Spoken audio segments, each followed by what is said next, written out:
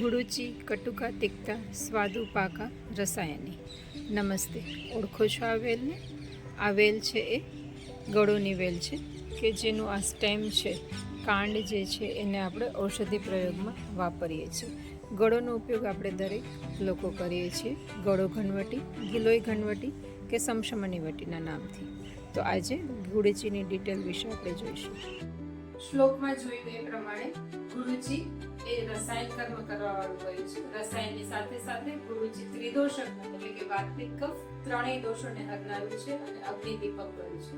તો ફર્સ્ટ રસાયણ કર્મ એટલે શું? રસાયણ કર્મ એટલે ઇમ્યુનોમોડ્યુલેટર એટલે કે ઇમ્યુનિટી વધારનાર, રોગ પ્રતિકારક શક્તિ વધારનાર.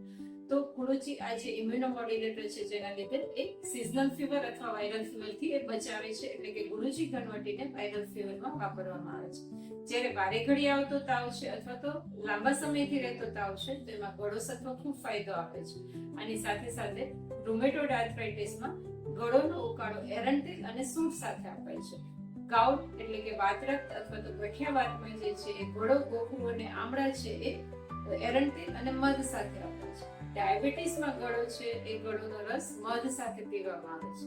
તો આ રીતે ગળોના જુદા જુદા રોગમાં ખૂબ ફાયદા છે, પણ દરેક રોગમાં જુદી જુદી ઔષધિઓ સાથે લેવાનું હોય છે.